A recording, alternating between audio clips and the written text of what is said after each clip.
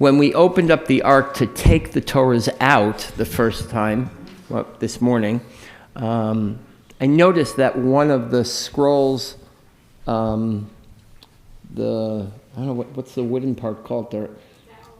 The dowel, maybe. We were calling it the foot. One of them on the Torah that we were using was hanging over the edge. It was a little precarious. And immediately I thought to myself, now how did that happen? I was the one who put the Torah back last because I sometimes take the Torah out during the week to take pictures for people or to set the Torah for the next week. So then I thought to myself, oh, I must have done that. And then we were talking about it would be a really great kids book to write a story about what the Sifrei Torah do in the ark when the doors are closed. Right? Because I'm pretty sure I put both feet in the right way. I think they were having a party. And one wasn't a little stable and just had one foot hanging out. So I think it would be... I'm happy to write the book if somebody's be willing to illustrate it. Okay? So we'll just find that. I think that'd be a good idea. But, you know, it does lead into what I want to talk about this morning, and that is... What? They discuss architecture. They do? I think it's actually a group of kids in there. Still discuss architecture. Yeah, okay, sure. Kids don't talk about architecture. When was the last time you talked to a kid? Anyways, it does lead into what I do want to talk about this morning, and that is, as you can see from the title, there's enough blame to go around.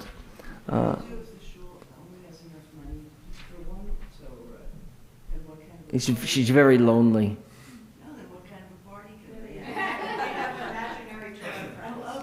You know, sometimes you can have a party on your own. I just want you to know that. For those of us who don't have any friends, we often have little teeny parties in our heads. All right. So silly. I guess I'm not going to download this sermon and put it on the internet because... Okay, wait, watch this. Okay, so what I want to talk about this Shabbos is the idea of there's enough blame to go around. And that happens to be true in all of our lives. I'm a big fan of a show, which I'm embarrassed to tell you, called Below Deck. I don't know if you've never seen it, don't bother starting. There's just no point to it. It was a show that I started watching during the pandemic. And essentially, like all reality TV, it's really about who you're going to blame for whatever goes wrong. Now, I don't know about the other TV shows, whether they're Big Brother or, you know, Survivor or any of those things, but I do know that on Below Deck, it's always about who's to blame. And you know who's to blame because the way they edit the show, you immediately see who did whatever it was that was wrong. And we, as the watchers of this, the viewing audience, know exactly who's to blame. But you see the show unfold, and this one's blamed for doing something wrong in the laundry, and this one's for doing something wrong in the setting up of a excursion or whatever. But you know immediately who's to blame. And that is the way we actually approach the Torah. You know, I've said often that in order to understand the Torah, in order to read the Torah, first you need to know all of the Torah. Now, it would be great if each and every one of us had the recall that was necessary, and we could see exactly when it happens, exactly how it happened, and then we would know who to blame. And that's exactly what happens in this morning's Parashat. There's a wonderful commercial out there in which they throw a red flag in the commercial. So in sports, if you want to challenge a call on the field, you throw this red flag, and then they go back to watch the video of what actually happened so that the referees, the judges, the umpires can make the better call. But they have to be prompted, of course, by throwing the flag to make that call. Right? It's a wonderful thing about instant replay. Right? And that is you can actually get the call right. If you want to read more about that, go to Enlightenment from the Stands or EFTS.blog. You can read more about getting the call right.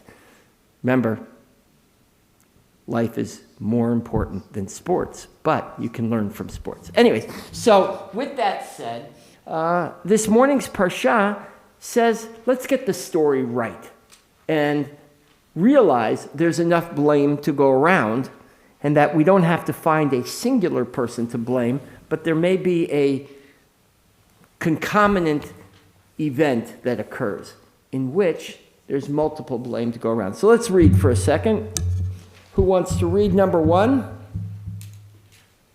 Anybody? You can read in English. Go ahead. No. In English, right? Yeah, well, whatever you want. I don't read. O Lord Adonai, you who let your servant see the first works of your greatness and your mighty hand, you whose powerful deeds no God in heaven or on earth can equal. Stop there. What is going on in that verse? You know what's going to happen next. You can read verse number 2. So what do you think, therefore, is going on in this verse, this first verse, which is actually the 24th verse. But what's going on here? So the kid goes to his parents and says to his parents, you know, Mom and Dad, you are the best parents there could ever be. You take care of me, you give me clothes and feed me, and in response, I do all my chores. I'm such a great kid. And what's the parents' response? What do you want? What do you want? Right? So that's exactly what's going on here. Moshe goes to God and says, you are the best God I've ever seen. There's no one like you. And then the next verse is what happens. Somebody want to read next verse? Go ahead.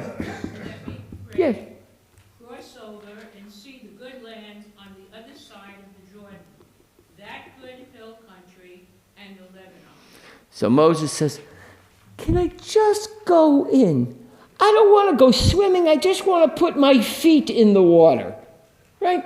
And that's how it starts. I don't need to go in. And what's interesting is there's great midrashim about how Moses pleads with God to let him go into the land of Israel, even though he has already, at this point, selected Joshua to be the leader. And God says to Moshe, you can't go in. We've already selected Joshua as a leader. How can he possibly be successful if you're still there? Right? This is often the conversation when you have a longtime rabbi of a congregation who decides to stay in the community. Right? The successor can never be successful. Right? My father, I remember when he retired, he stayed in the shul and drove the next rabbi crazy. He went to hospitals faster than that guy did. He taught more classes than that guy did. I said, Ab, you're killing him. You're killing him. You're outworking the current rabbi. He says, what else am I going to do? I said, stop. Move. So that's the midrash, right? How could you possibly go in? We've selected Joshua. You will undermine by your very presence everything he's trying to accomplish, right? And so God says, as this midrash, or as the text unfolds, who wants to read the next verse? Somebody up on this side of the room. Come on. Brad, great. Read number 3 in the English. You knew if you came, I was going to call on you. But God was wrathful with me on your account and would not listen to me. God said to me, enough, never speak to me of this matter again. Okay, so this is a great sentence. It's full, very full. It says, but God was wrathful with me on your account. Right? Why was Moses not permitted to go into the land of Israel? He hit the rock. Why did he hit the rock? It wouldn't work unless he hit it. Okay, maybe, very good answer. Maybe he thought, since the first time he had to hit the rock for water to come out. Second, because God said, take your staff with you. Take your stick with you to go to speak to the rock. Maybe he didn't really understand what God was saying, right? But here he says, why is he not going to the land of Israel? Because you provoked me. You're the ones who provoked me. Look at Rashi very, very quickly at the bottom of the page. Mitch, go ahead, read. On account of you, you caused this for me, that God was wroth with me. Similarly, it states, and they provoked him at the waters of Meribah, and he did evil to Moses on their account. So why? Because Moses was annoyed. And the reason why Moses was annoyed, not because of himself, but because the Jewish people were on him constantly. I love the phrase when somebody gets angry and you say to them, you're responsible for your own anger. Oh, I would club them also, right? If I had a staff in my hand, right? So that's exactly what's going on in this verse, or these two verses.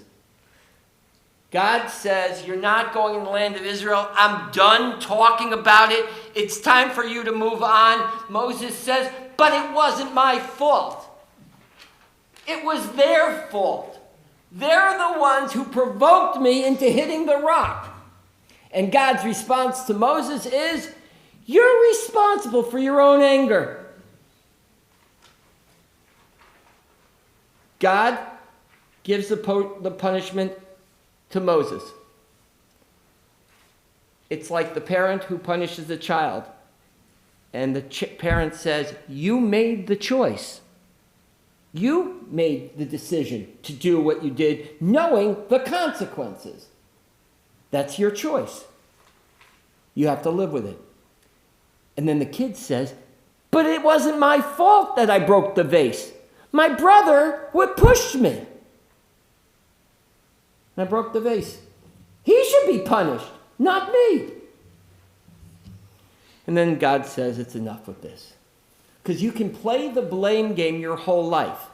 You can say about everything that went wrong in your life that it was somebody else's fault. You can decide at some point, however, to say, I don't really care who's to blame. Let's move on. There's no question that the blame game is critical to not making those mistakes again in the future.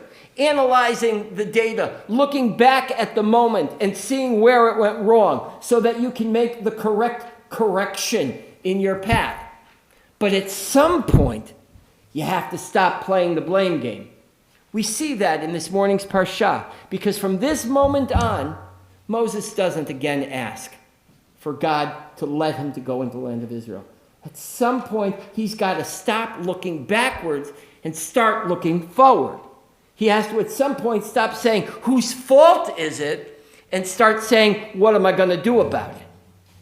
This morning's Parashat offers us a little moment, one little snippet of what happened in the past and how dwelling on the past makes us live in the past. But learning from the past allows us to move forward. Shabbat Shalom.